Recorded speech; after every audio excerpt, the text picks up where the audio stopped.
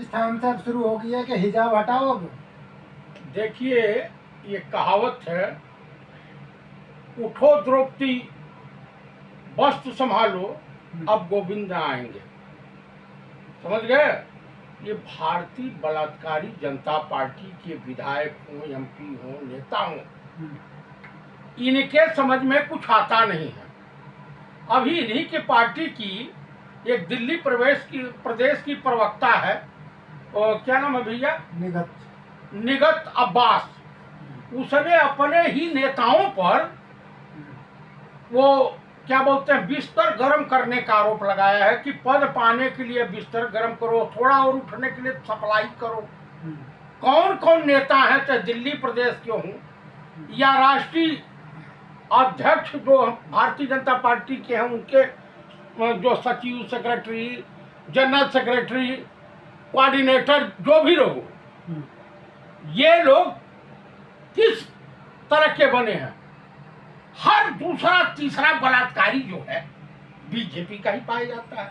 BJP IT cell के जो है, ये क्या वियाग्रा खाते हैं? क्या सुबह टैबलेट खा लेते हैं वियाग्रा का कैप्सूल?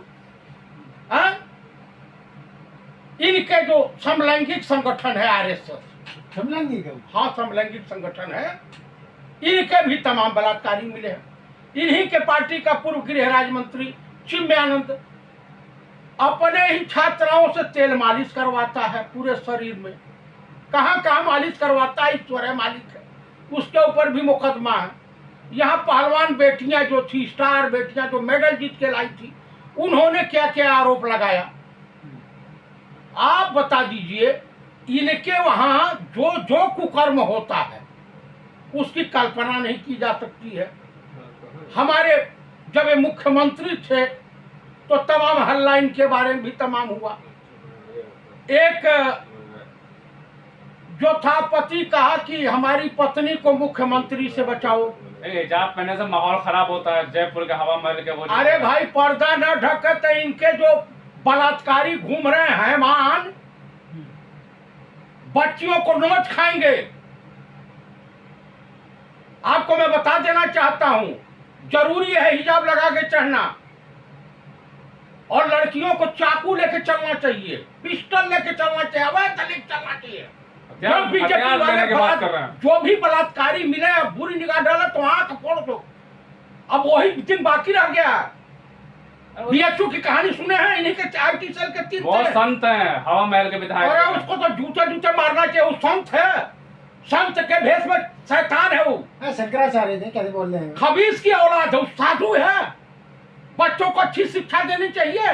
साधु को क्या लेना देना है जी राजनीति पादरी से? अब कहेंगे मोहन भागवत ब्राह्मण है, कौन सा ब्राह्मण है बताइए? किस संवैधानिक पद पर, किस लिए जो है चाइना के राजनयिक उसके वहां आए हैं, बैठे हैं।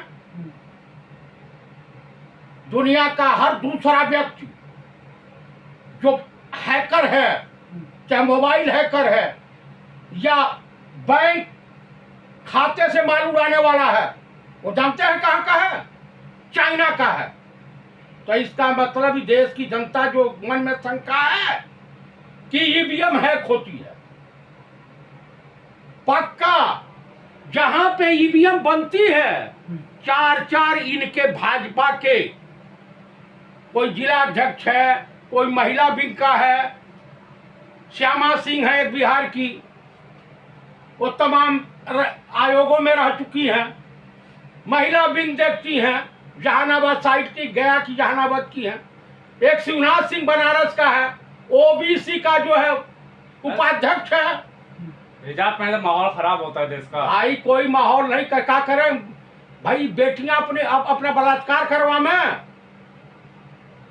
कौन माँ बाप चाहेगा? भाजपा इधर इन दो से, अभी तो उन्हीं की पार्टी के है ना निगत अब्बास, वो आरोप लगा रही है ना, एक मध्य प्रदेश में लगाई।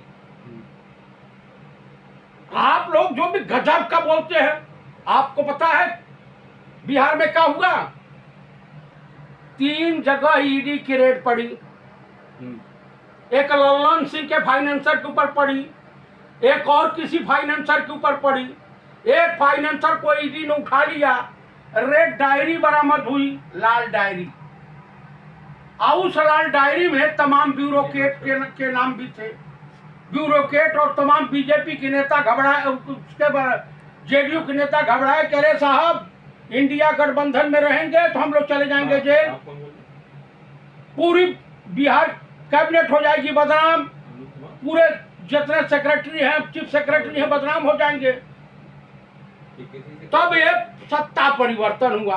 अभी देखिए हेमंत सोरेन के जो है पीछे पड़ा हुआ है, वहाँ उनकी बीवी होंगी, चीफ मिनिस्टर, अगली चीफ मिनिस्टर उनकी बीवी होंगी। महिलाओं का सम्मान देते हैं ना ये लोग। कौन सा महिला का सम्मान देती है? क्यों प्रधानमंत्री नहीं कहते महिलाओं का सम्मान है? ये महिलाओं के सबसे बड़े शोषणकर्ता तो स्वयं है। आरोप लगा देंगे तो हो जाएगा। अरे आरोप लगा देंगे हो जाएगा क्या? बिहार में कौन सा? मैंने पत्र नहीं लिखा था, एक इनकी महान नेता है, महिला है, गुजरात की हैं, गुजरात की चीफ मिनिस्टर भी रही हैं। उनके पति का तमाम अखबारों ने लिखा था कि मेरी पत्नी को आप जानना क्या चाह रहे हैं? वहाँ गुजरात के चीफ मिनिस्टर से बचाओ। आपको काम करना है क्या किसी? ऐसा नहीं है, कोई पति अगर गुहार लगा रहा है तो कुछ सच्चाई होगी तब लगा रहा होगा। मैं बात कर रहा हूँ इजाज की, तो राम राज्य आ गया, उसमें मुस्लिम इजाज। अरे राम राज कहाँ गया? रावण राज भी इससे बेहतर था। बिहार में ये उल्टा राज आ गया, कुकर्मियों का राज आ गया।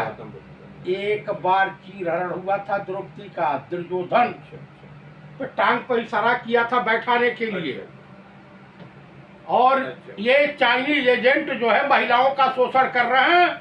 इस देश की जनता कार है, जनता का कार है। नेता ऐसे नेताओं को राममय हो गया, ऐसे नेताओं की खाल नोच लेनी चाहिए। जनता राममय हो गई है, राममय हो गई है।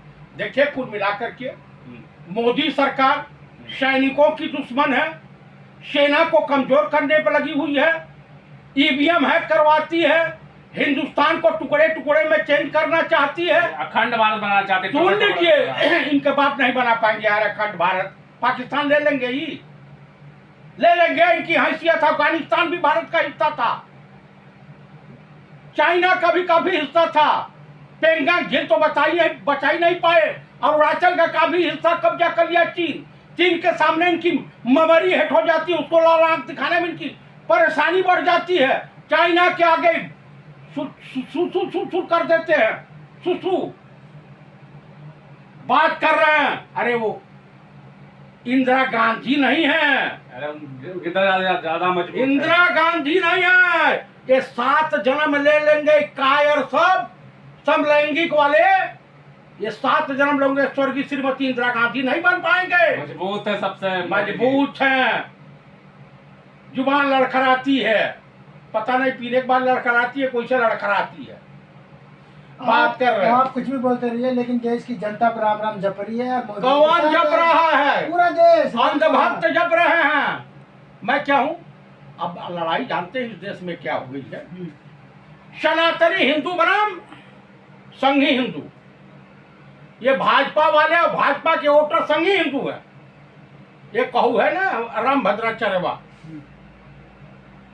पूर्व जन्म में कर्म खराब किया था तो अंधा पैदा हुआ, इस जन्म में खराब कर रहा, अगले जन्म में कुकुर पैदा हुआ। कुकुर संतों को ऐसा मत बोलिए। सनातन धर्म का मतलब जानते हैं? जो पुनर्जन्म में विश्वास करता हो, कर्मों के आधार पर जिसे फल दिया जाता हो, वही है सनातन धर्म। इसलिए सनातन धर्म में लोग बुरे कर्म करने से बचते हैं। वो ब्राह्मण नहीं है, वो खबीस की औलाद है।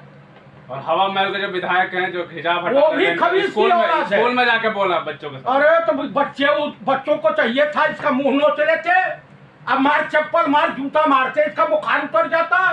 संवैधानिक पद पे अरे विधायक है तो खुदा है। तुम देश की जनता में आग लगाओगे, तुम्हें छूट दी जाएगी। मेरी बेटी को आके समझावे, मेरे घर में समझावे, मैं पकड़ के मलपटवा मोड़ दूंगा, रख दूंगा, घुटना तरबूज के तरह से फट जाएंगे। इससे पहले यही थे जो गधा लेके चल रहे हैं, गधा लेके चलते थे। इससे पहले चिकन की दुकान ही बंद करवाने गए थे। चिकन की दुकान दरोगा जब हड़काया तो इनकी ममरी हेट हो गई। अब तो हो रहा है राजस्थान में, राजस्थान में नंग प्रदर्शन हो रहा है, समझ रहे, नंग प्रदर्शन, नंगा होके प्रदर्शन हो रहा है। जाट आंदोलन छिड़ चुका है, अब किसान आंदोलन भी होने जा रहा है ईवीएम के खिलाफ। देश में आग लगने जा रही है, श्रीलंका जैसी स्थिति होने जा रही है। लगाओ तुम 140 करोड़ जनता को मरवा दो मिलिट्री से, मरवाओ। आपको क्या परेशानी, इतना गुस्से में क्यों है?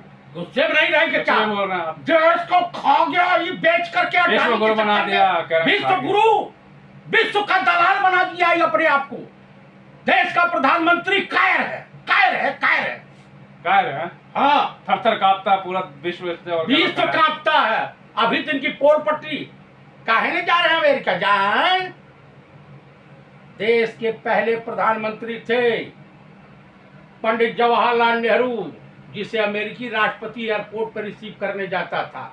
इनको तो एक चपरासी जाता है रिसीव पूरा करने। देश रिसीव करता है, क्या बात कर रहे हैं आप? अरे काहे बकलोल बना रहे हो यार? कहाँ देखे आप दीपक चौरसिया हो, गजेड़ी हो गए हो क्या? कहाँ देखा आपने? हाँ, या अमीश देवगनवा हो गए हो? क्या हो गए हो? तिहारी चौधरीया के साथ नहीं संपर्क में आ गए, या चित्रा अग्रवाल की तरह से तुम भी बात करने लगे? मोदी जी का विरोध करते करते देश का विरोध करने लगे आप। देश का विरोध कर रहे हैं।